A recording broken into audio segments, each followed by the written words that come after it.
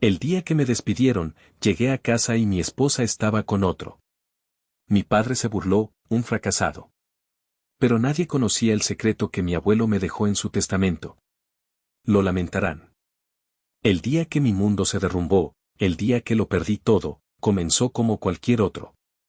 El sol de Guadalajara se colaba por las persianas de nuestro moderno apartamento en Andares, una luz pálida y prometedora de un martes que parecía ordinario.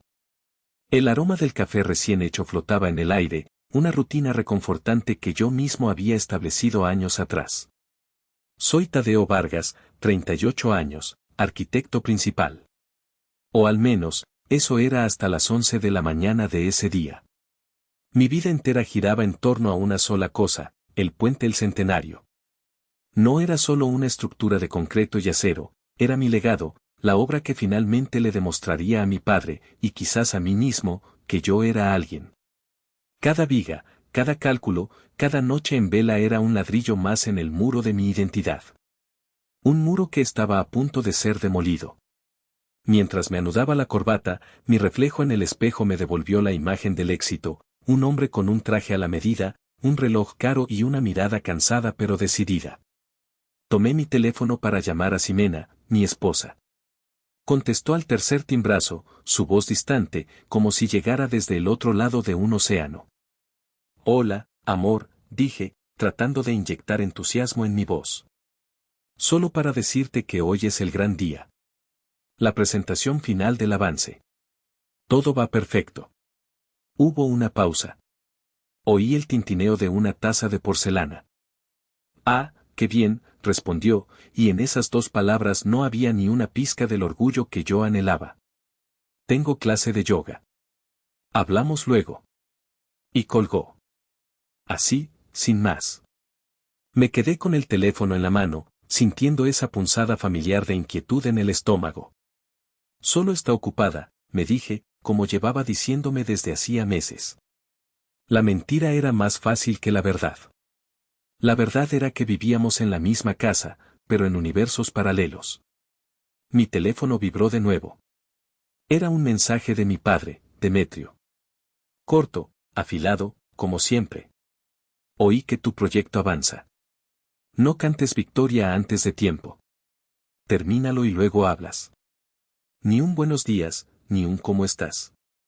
Solo la presión constante, el recordatorio perpetuo de que mi valor se medía en resultados. Durante 38 años, solo he querido oír un estoy orgulloso de ti. Pero para él, el éxito no era un destino, sino un horizonte que se alejaba cada vez que yo daba un paso. Siempre era el siguiente proyecto, el siguiente contrato, la siguiente prueba. Nunca era suficiente. De camino a la oficina, un recuerdo fugaz me asaltó. Nuestro aniversario, hacía apenas 3 meses. Ximena había reservado en nuestro restaurante favorito, el mismo donde le propuse matrimonio. A las 6 de la tarde, una hora antes de la cita, mi jefe convocó una junta urgente. Cancelé. Lo siento, amor, es por nuestro futuro, le dije por teléfono. Pude sentir su silencio, un silencio pesado, cargado de decepciones acumuladas. En ese momento, realmente creí en mi propia justificación. Ahora, la memoria se sentía como un trozo de vidrio en la garganta. Al entrar al imponente edificio de Horizonte Constructora, el aire acondicionado me golpeó como un presagio frío. En el pasillo, me topé con Marcial, mi colega y rival no declarado. Siempre sonriente, siempre calculador. Me dio una palmada en el hombro, un gesto demasiado familiar para ser sincero. Mucha suerte en la reunión, Tadeo, dijo, y sus ojos brillaron con una luz extraña. Hoy será un día que no olvidarás. No le di importancia.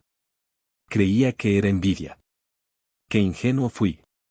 Estaba tan concentrado en la cima de mi montaña que no vi el precipicio que se abría justo a mis pies. Para entender la magnitud del derrumbe, hay que entender los cimientos. Y mis cimientos estaban agrietados mucho antes de ese martes fatídico. La cena del domingo anterior en casa de mis padres fue un ejemplo perfecto. La mansión de mi padre en Colinas de San Javier era un monumento a su éxito. Mármol frío, muebles imponentes y un silencio que pesaba más que cualquier conversación. Mi madre, una sombra amable y resignada, se movía entre la cocina y el comedor, tratando de llenar los vacíos con comida. Estábamos todos. Mi padre, Demetrio, presidiendo la mesa como un rey en su trono. Mi hermano mayor, Fausto, el favorito, el que siguió los pasos de mi padre en el negocio de la construcción, aunque con más astucia que talento. Y Ximena, hermosa y distante, jugando con su copa de vino. Fausto acaba de cerrar un trato para remodelar las oficinas de una curtiduría, anunció mi padre, su voz retumbando con orgullo. Eso es hacer negocios. Rápido, práctico, efectivo. Fausto sonrió, una sonrisa engreída que yo conocía demasiado bien. ¿Y tú qué? Me preguntó mi padre, girando su imponente cabeza hacia mí. ¿Ese puente tuyo para cuándo? ¿Cómo van los costos? ¿Ya te volviste a pasar del presupuesto? El proyecto es complejo, papá. Es el más grande de la ciudad en décadas. Va según lo planeado, respondí, mi voz más tensa de lo que quería. Los proyectos complejos son excusas para los arquitectos que gastan mucho y producen poco, sentenció, cortando su filete con una precisión brutal. Ximena intervino, su voz un susurro forzado de alegría. Pero, Demetrio, el trabajo de Tadeo es muy prestigioso. Amor, ¿qué te parece si nos vamos a la playa en diciembre? Para celebrar cuando termines. Yo, absorto en un correo del trabajo que acababa de llegar a mi teléfono, respondí sin levantar la vista. Veremos, nena. El fin de año siempre es complicado. El silencio que siguió fue denso. Levanté la vista justo para ver a Ximena exhalar lentamente, sus hombros hundiéndose una fracción de segundo. Una expresión de profunda decepción cruzó su rostro antes de que la enmascarara con una sonrisa vacía y se volviera hacia mi madre para hablar del clima. Fausto me miró por encima de su copa, una chispa de triunfo en sus ojos. Él lo veía. Veía la grieta. Y le encantaba. En esa misma cena, mi padre sacó a relucir otro de sus temas favoritos de desprecio. Oye, ¿todavía conservas ese rancho polvoriento que te dejó tu abuelo? Preguntó, limpiándose la boca con una servilleta de lino. Deberías vender esa basura. Es un nido de alacranes. Sentí una punzada de ira. Ese rancho era el único lugar donde me sentía en paz. El recuerdo de mi abuelo Ramiro me vino a la mente con una claridad abrumadora. Lo vi, años atrás, con sus manos nudosas y fuertes, enseñándome a arreglar una cerca de madera bajo el sol de Jalisco. Es mejor sudar para construir algo sólido, que usar trucos para tener algo brillante pero hueco, mijo, me había dicho, su voz rasposa pero llena de una sabiduría que mi padre nunca entendería. La honestidad es el cimiento más fuerte. Y escucha bien, Tadeo. Nunca vendas esta tierra. Es lo único que no te va a traicionar. Y lo que te dejé en el banco, guárdalo bien. Es tu fondo de emergencia, para cuando sientas que ya no puedes confiar en nadie. Para mí, el rancho y esas acciones de las que hablaba eran un tesoro sentimental, un vínculo con el único hombre de la familia que me había mirado con admiración incondicional. Nunca, en mis sueños más locos, imaginé el valor real que escondían sus palabras. Creía que mi seguridad estaba en mi salario, en mi puesto, en el concreto del puente que construía. No sabía que mi verdadero cimiento, el que mi abuelo había preparado para mí, estaba hecho de tierra, agave y un secreto bien guardado. La sala de juntas de Horizonte Constructora tenía una vista panorámica de la ciudad, una vista que siempre me había hecho sentir en la cima del mundo. Ese martes, se sentía como el borde de un precipicio. Comencé mi presentación con la confianza de un hombre que conoce cada detalle de su obra. Mostré los avances, los renders, las proyecciones de tiempo y costo. Todo era impecable. Mi equipo y yo habíamos trabajado sin descanso para asegurar que cada fase del puente El Centenario fuera perfecta. Y con esto, concluyo que no solo estamos a tiempo, sino que hemos optimizado el presupuesto en un 3%, dije finalmente, cerrando mi laptop con una sonrisa de satisfacción. Esperaba aplausos, o al menos un asentimiento de aprobación del director general, el señor Beltrán. En cambio, se hizo un silencio pesado, incómodo. Beltrán carraspeó y evitó mi mirada. Gracias, Tadeo. Marcial, ¿quieres continuar? Me quedé helado. ¿Marcial? ¿Qué tenía que ver él? Marcial se levantó, su traje impecable, su sonrisa afilada. Conectó su propia laptop y en la pantalla gigante apareció una presentación completamente diferente. El título era Análisis de riesgos e inconsistencias, Proyecto El Centenario. Mi corazón empezó a latir con fuerza. Marcial comenzó a hablar, su voz era un veneno suave y persuasivo. Proyectó diagramas que yo nunca había visto, correos electrónicos sacados de contexto, informes de materiales alterados. Habló de errores críticos de diseño que ponían en riesgo la integridad estructural, de proveedores de baja calidad que supuestamente yo había aprobado para ahorrar costos. De facturas infladas que apuntaban a un desvío de fondos. Era una pesadilla. Cada diapositiva era una mentira, una verdad retorcida, una daga calculada. Eso es falso. Interrumpí, poniéndome de pie de un salto. Esos informes están manipulados. Yo nunca aprobé esos proveedores. Tadeo, por favor, siéntate, dijo Beltrán, su voz grave. Hemos estado investigando esto durante semanas. Las pruebas son contundentes. ¿Semanas? Me habían estado investigando a mis espaldas. Miré a mi alrededor. Mis colegas, la gente con la que había compartido cafés y desvelos, ahora me miraban con una mezcla de lástima y sospecha. Nadie me defendió. Nadie dijo una palabra. Estaba solo. La estocada final vino de Beltrán. Dadas las circunstancias, y para proteger la integridad del proyecto y la reputación de esta empresa, nos vemos en la penosa necesidad de suspenderte de tu cargo, Tadeo Vargas. Con efecto inmediato. El mundo se detuvo. Suspensión. La palabra era un eufemismo para encubrir la ejecución pública que acababa de presenciar. Seguridad te acompañará a recoger tus efectos personales, continuó Beltrán, ya sin mirarme, como si yo fuera un mueble viejo que había que sacar. El trayecto desde la sala de juntas hasta mi oficina fue el paseo de la vergüenza más largo de mi vida. 2 hombres uniformados, uno a cada lado, como si fuera un criminal. Las cabezas de mis compañeros se agachaban a mi paso, los dedos dejaban de teclear, el silencio me seguía como una sombra. En mi oficina, el lugar que había sido mi segundo hogar, me sentí un extraño. Metí mis cosas en una caja de cartón con manos temblorosas, la foto de mi boda, los premios de arquitectura, la pequeña planta que Ximena me había regalado hacía años y que milagrosamente había mantenido con vida. Un símbolo irónico de un matrimonio que, ahora lo entendía, estaba muerto desde hacía mucho. Cuando intenté borrar los archivos personales de mi computadora, mi acceso ya había sido revocado. Habían pensado en todo. Me habían borrado del sistema antes de haberme notificado. Me escoltaron hasta el estacionamiento. El sol de mediodía me cegó. Me sentía desnudo, expuesto, violado en lo más profundo de mi ser profesional. Tiré la caja en el asiento trasero de mi auto y me quedé allí, con las manos en el volante, sin poder moverme. El hombre que había entrado a ese edificio por la mañana, el arquitecto estrella, el constructor de puentes, había desaparecido. En su lugar, solo quedaba un cascarón vacío, un hombre sin nombre, sin propósito. Un fracasado. Conduje sin rumbo, las calles de Guadalajara pasaban como un borrón a través de mis lágrimas de rabia y humillación. No sabía a dónde ir.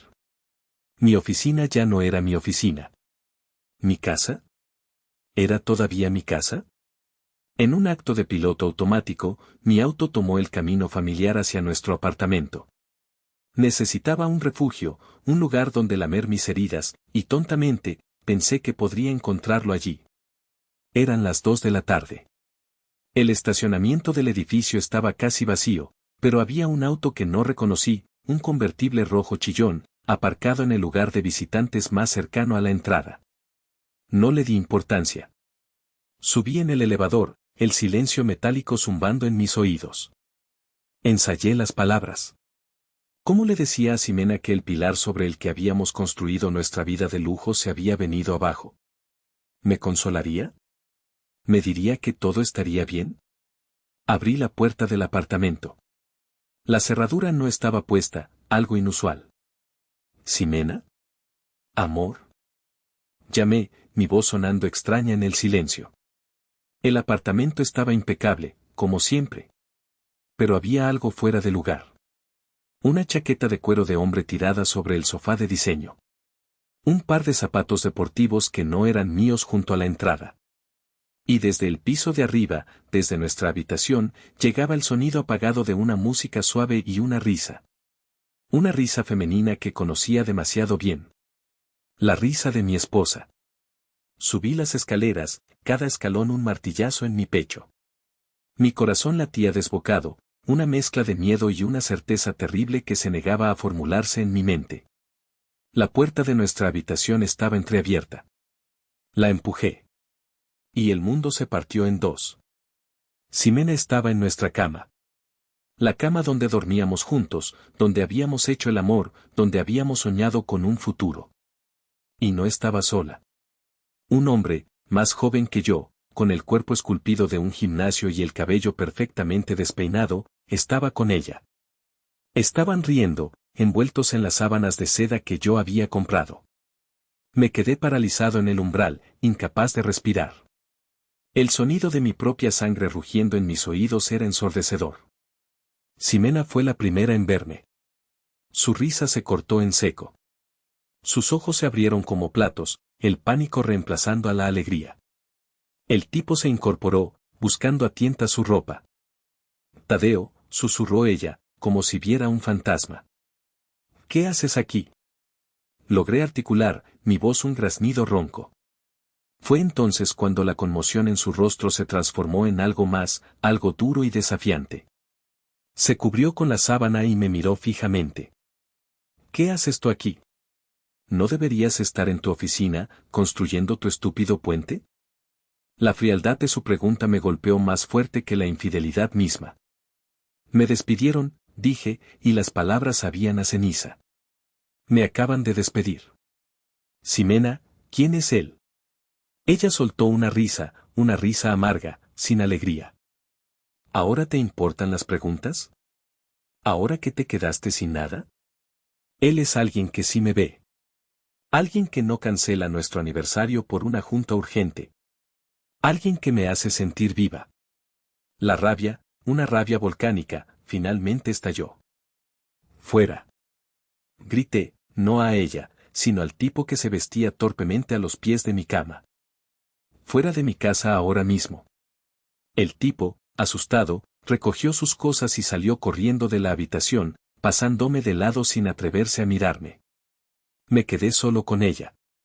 La tensión era tan espesa que se podía cortar.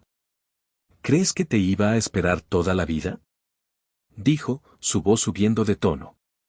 Me sentía como un fantasma en mi propia casa, Tadeo. Un fantasma con ropa cara y un auto de lujo, pero un fantasma al fin y al cabo. Te di todo, repliqué, mi voz quebrándose. Esta casa, los viajes, todo. Te di mis años. Gritó ella. Y tú se los diste a tu trabajo, a tu padre, a todo el mundo menos a mí. ¿Y ahora qué? ¿Vienes aquí, derrotado, y esperas que te recoja los pedazos? Pues no. Se acabó. Se acabó. 2 palabras. La demolición estaba completa. En el lapso de 3 horas, había perdido mi carrera y mi matrimonio. Estaba en las ruinas de mi propia vida, y la mujer que había jurado amarme era la que sostenía el detonador. Salí de mi propio apartamento como un zombi. No recuerdo haber tomado el elevador ni haber llegado al estacionamiento.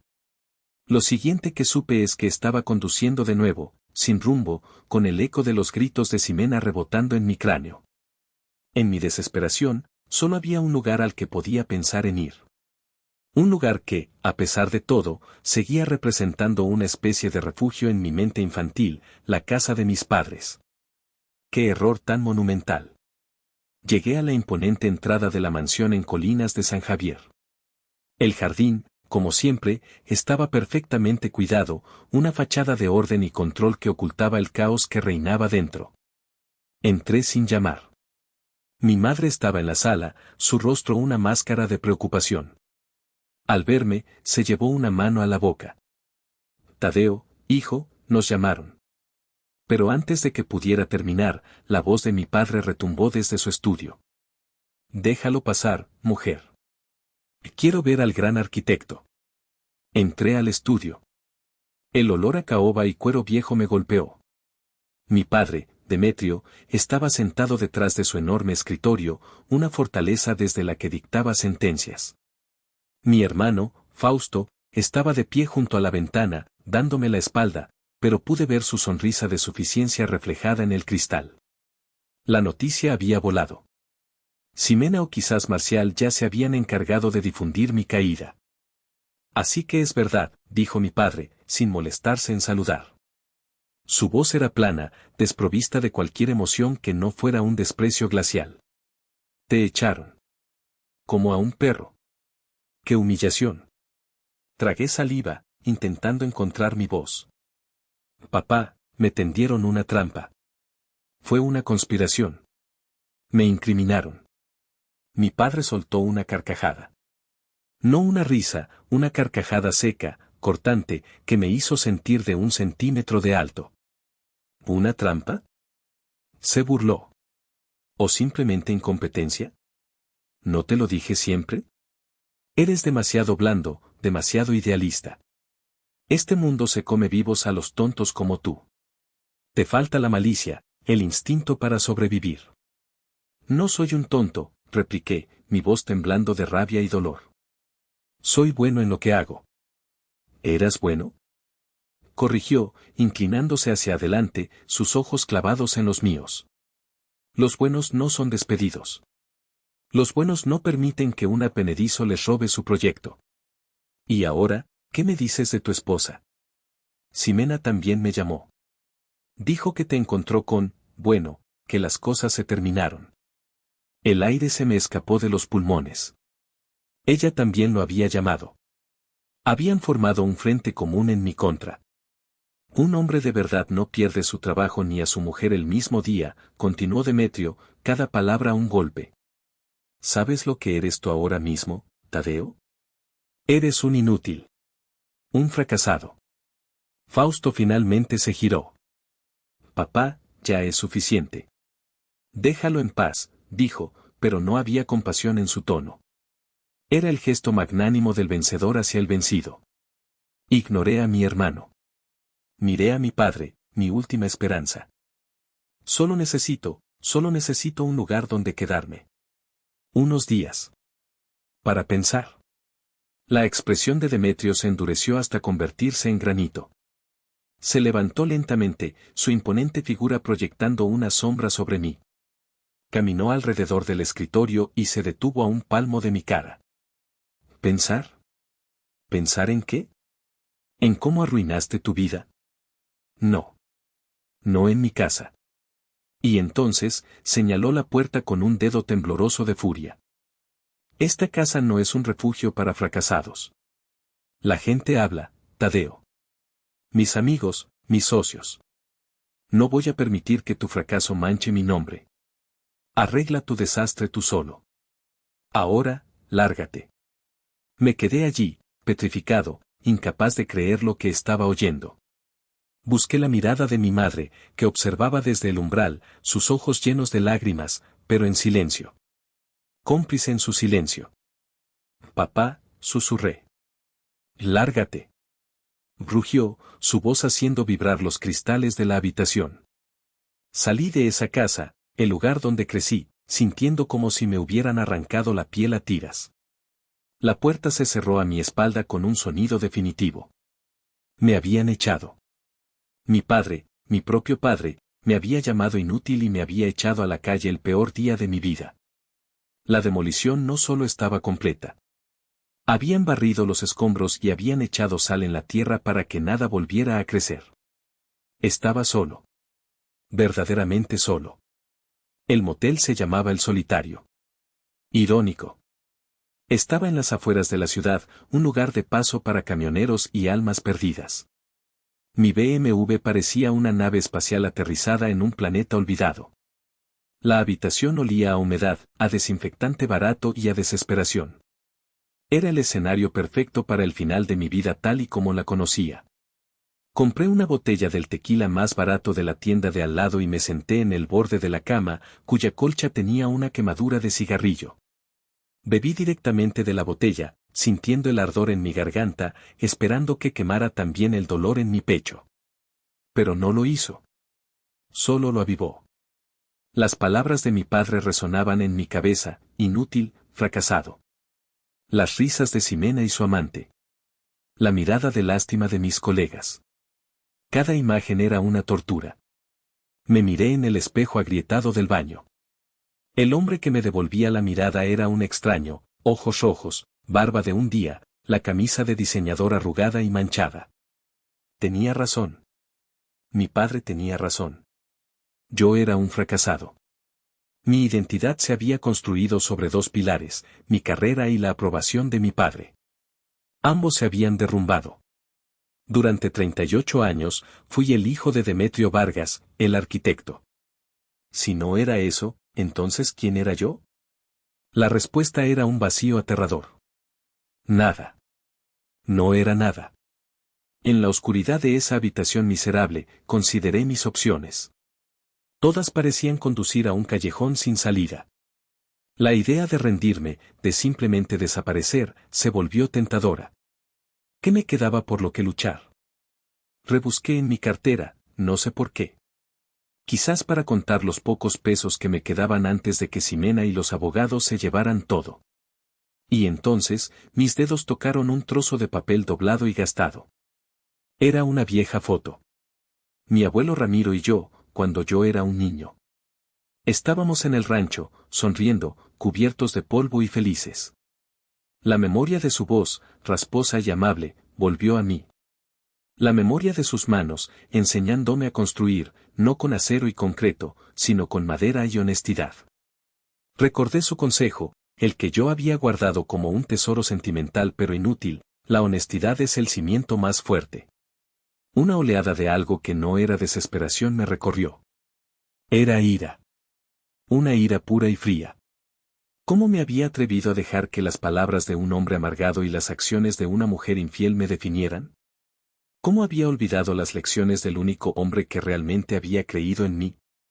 Saqué mi teléfono, mis manos todavía temblando, pero esta vez de adrenalina. Marqué el número de Isaías, mi mejor amigo desde la universidad, un abogado tan brillante como mal hablado. ¿Bueno?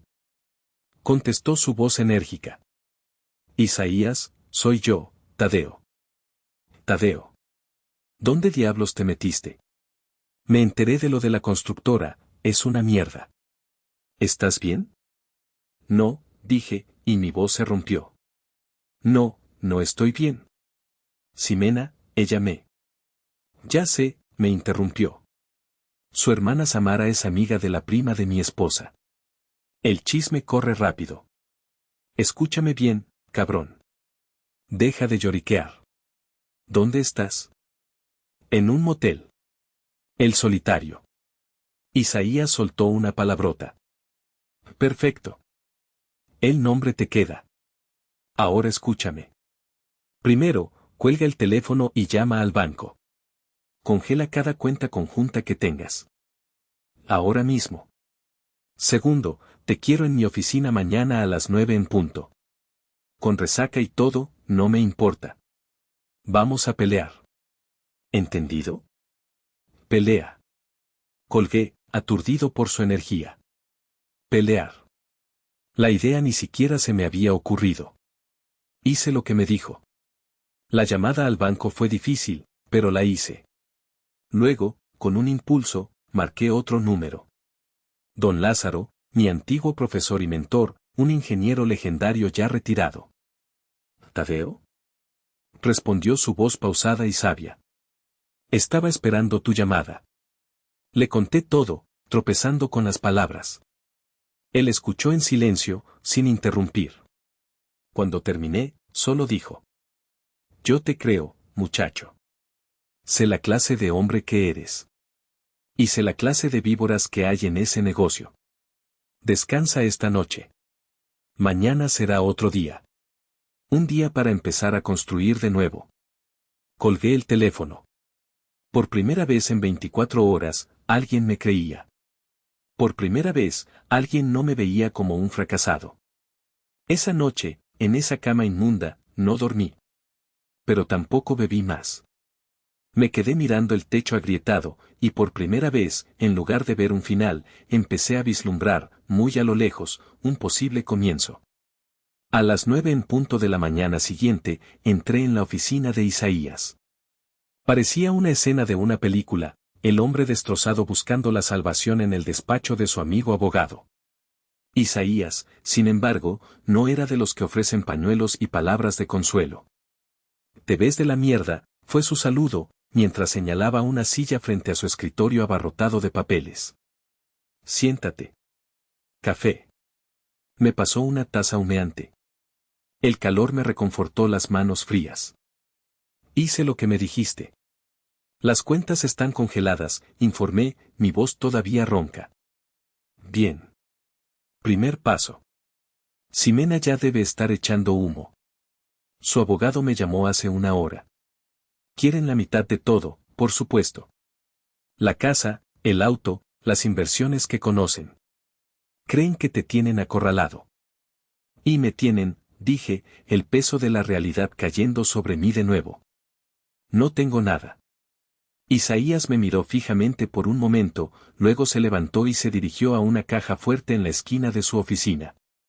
Sacó una carpeta de cuero gruesa y polvorienta y la dejó sobre el escritorio con un golpe seco.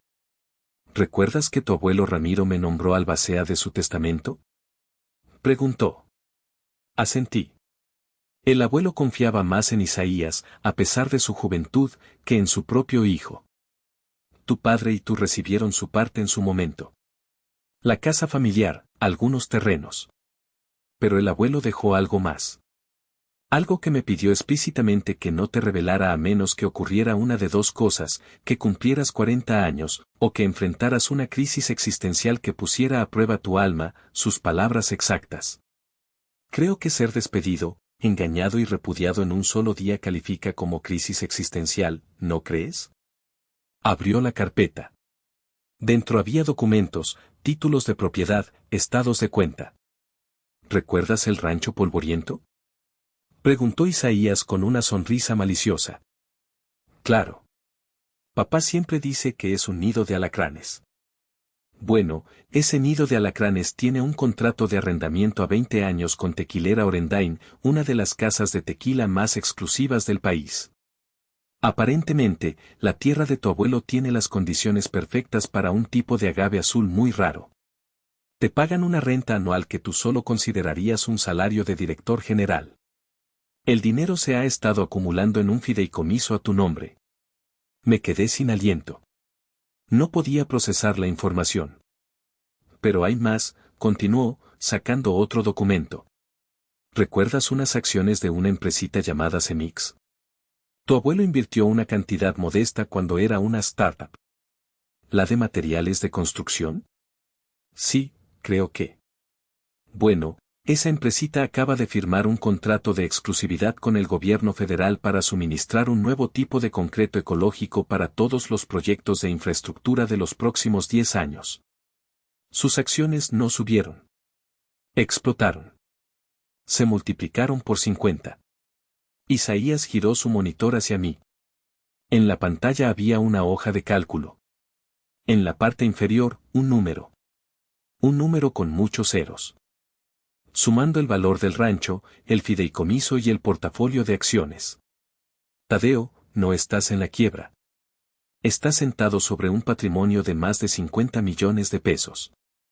50 millones de pesos. La cifra flotaba en el aire, irreal, imposible. Miré a Isaías, luego a los papeles, luego de nuevo a Isaías. No era una broma. La conmoción inicial dio paso a una emoción que no esperaba. No fue alegría. No fue alivio. Fue una rabia helada, una claridad cristalina. El universo no me había castigado. Me había puesto a prueba. Mi abuelo no solo me había dejado dinero. Me había dejado una armadura, un arsenal, una segunda oportunidad. Me recliné en la silla, y por primera vez desde el martes, una sonrisa lenta y peligrosa se dibujó en mi rostro. Isaías, dije, mi voz ya no temblaba. Era firme. Era la voz de un hombre que acababa de encontrar su cimiento. Dile al abogado de Ximena que nos veremos en la corte. Y sobre mi antiguo trabajo, creo que tengo una idea para un nuevo proyecto. El fracasado había muerto en esa habitación de motel. El hombre que estaba sentado en la oficina de Isaías era alguien nuevo. Alguien que no tenía nada que perder, y ahora, con 50 millones de razones, todo por ganar.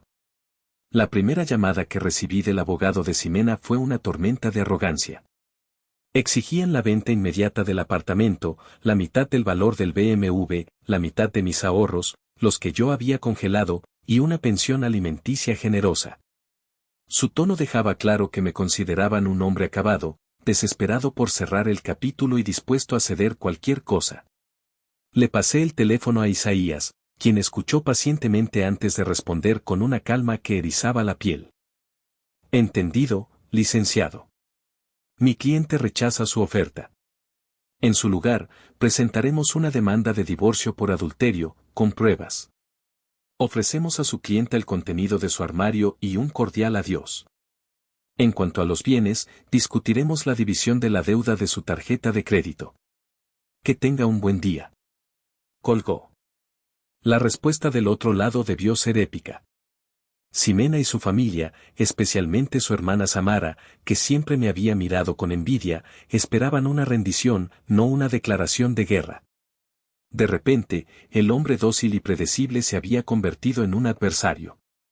Mientras Isaías se encargaba del frente legal, yo me concentré en el profesional. La idea de buscar otro empleo, de volver a someterme a la política corporativa, me revolvía el estómago. No. Ya no iba a construir los sueños de otros. Iba a construir el mío. Mi primer paso fue llamar a don Lázaro. Nos reunimos en un viejo café del centro, un lugar que olía a historia y a café fuerte. Le expliqué mi plan.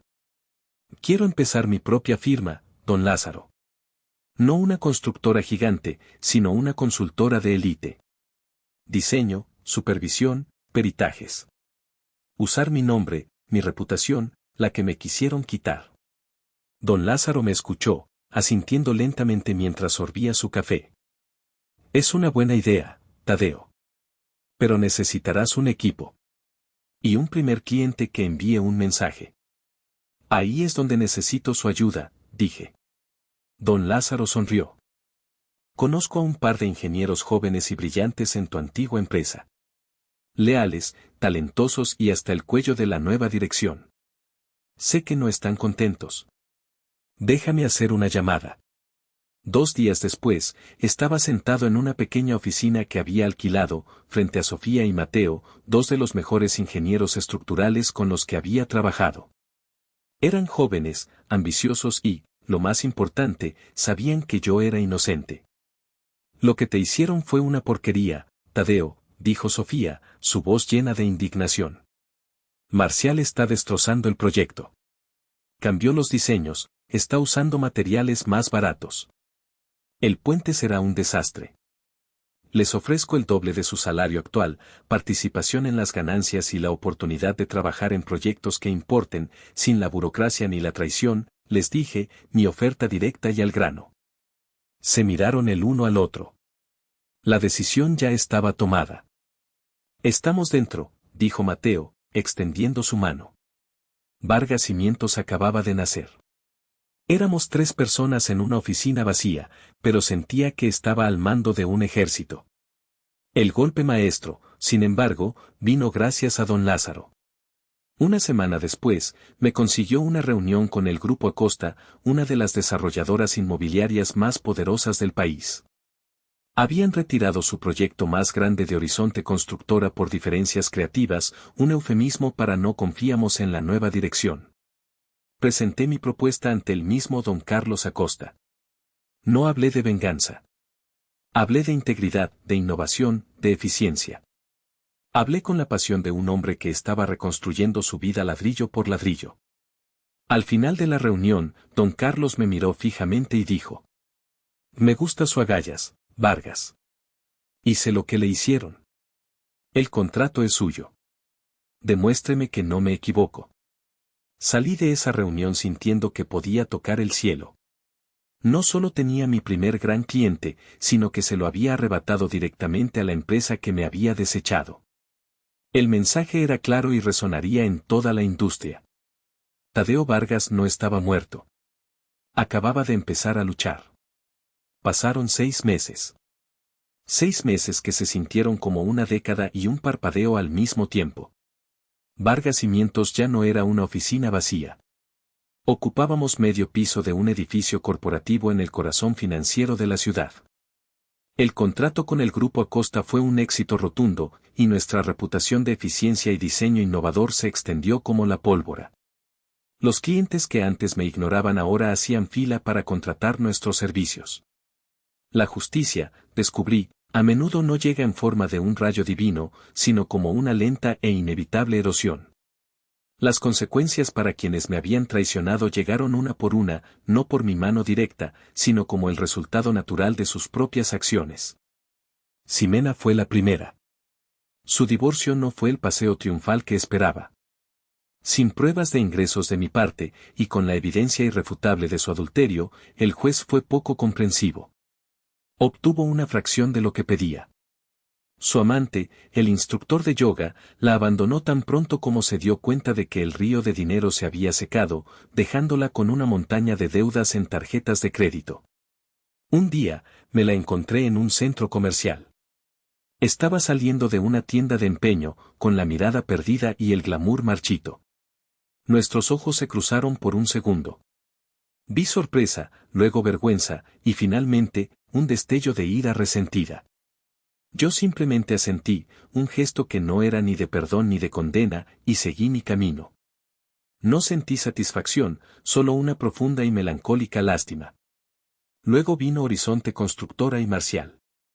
Tal como Sofía había predicho, el puente El Centenario se convirtió en un desastre. Los cambios de Marcial comprometieron la estructura. Hubo retrasos, fallas, inspecciones fallidas. La ciudad les impuso multas millonarias y finalmente, el proyecto fue suspendido indefinidamente. La empresa, que una vez fue un gigante, se tambaleaba al borde de la bancarrota. Marcial fue despedido de forma deshonrosa y enfrentaba múltiples demandas por negligencia profesional. Su nombre se volvió un sinónimo de incompetencia en la industria. Pero la consecuencia más compleja y dolorosa fue la de mi familia. La empresa de mi padre, Constructora Vargas, empezó a sufrir. Acostumbrado a un mercado sin competencia real, no pudo competir con las propuestas ágiles e innovadoras de mi firma. Perdió una licitación tras otra, varias de ellas contra mí. Fausto, sin el talento para innovar, solo sabía repetir las viejas fórmulas de mi padre, fórmulas que ya no funcionaban. Una tarde, recibí una llamada. Era mi madre. Su voz era frágil. Tu padre no está bien, Tadeo. El negocio está perdiendo mucho dinero. Está diferente. Más callado. Más viejo. Lo siento, mamá, dije, y lo sentía de verdad. Él pregunta por ti. Hice una pausa. El niño dentro de mí, el que siempre buscó su aprobación, sintió un tirón. Pero el hombre en el que me había convertido sabía que algunas puertas, una vez cerradas, deben permanecer así. Dile que estoy bien, mamá. Y que espero que él también lo esté. Un día, Ximena apareció en el vestíbulo de mi oficina. Estaba más delgada, con ojeras que el maquillaje no podía ocultar. Pidió verme.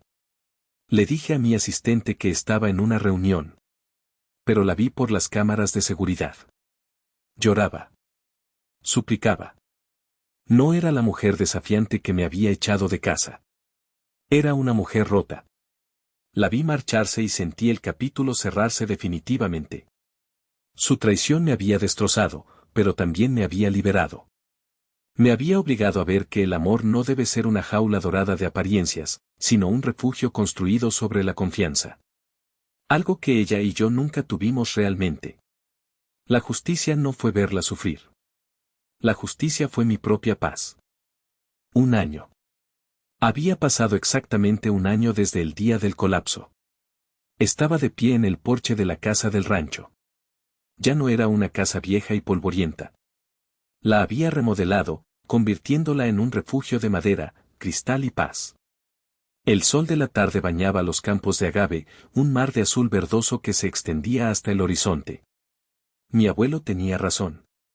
La tierra no traiciona. Vargas Cimientos era ahora una de las firmas más respetadas del país. Pero mi éxito ya no se medía en contratos o metros cuadrados construidos. Se medía en el respeto de mi equipo, en la satisfacción de mis clientes y, lo más importante, en la tranquilidad que sentía al final del día. El timbre de mi teléfono me sacó de mis pensamientos. Era un número desconocido. Dudé, pero contesté. ¿Bueno? ¿Tadeo? La voz era inconfundible, pero carecía de su habitual autoridad. Sonaba cansada, quebrada. Era mi padre. Soy yo. Demetrio. Me quedé en silencio, esperando.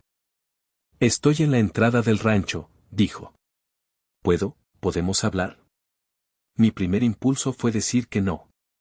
Pero algo me detuvo. Conduje mi camioneta hasta la entrada.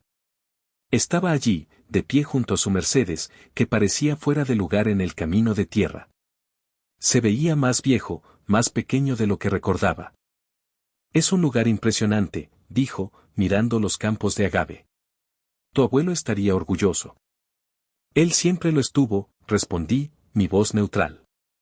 Nos quedamos en silencio por un largo rato, el único sonido era el del viento.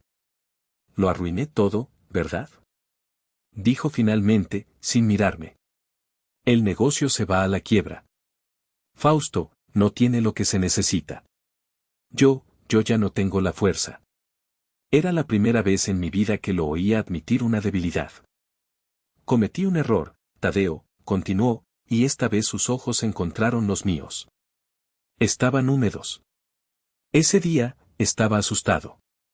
Vi en ti el fracaso de mi propio padre, que murió sin un peso, siendo el hazmerreír del pueblo.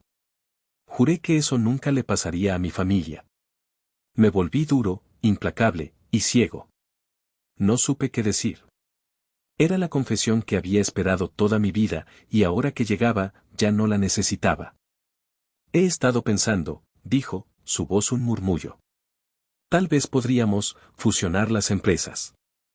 Tu energía, mi experiencia, podríamos reconstruir el nombre de los Vargas.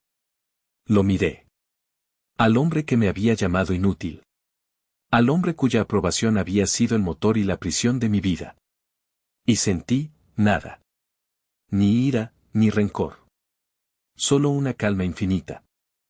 Gracias por la oferta, papá, dije suavemente. Pero estoy construyendo algo diferente. Algo mío. Con mis propias reglas. Vi la comprensión y el dolor en su rostro. Comprendió que ya no tenía ningún poder sobre mí. No soy un inútil, papá, continué. Simplemente no soy la versión del éxito que tú querías que fuera. Y después de todo este tiempo, por fin he aprendido a estar en paz con eso. Asintió lentamente. Una lágrima solitaria rodó por su mejilla arrugada. Cuídate, hijo. Tú también, papá. Lo vi subirse a su auto y marcharse, levantando una nube de polvo que pronto se asentó. Me di la vuelta y caminé de regreso a mi casa, hacia el olor de la tierra mojada y la promesa de un nuevo atardecer. Perdí un trabajo y encontré mi vocación. Perdí una esposa y me encontré a mí mismo. Perdí la aprobación de mi padre y gané mi propio respeto. A veces, el universo no te quita las cosas para castigarte. Te las quita porque mereces algo mejor.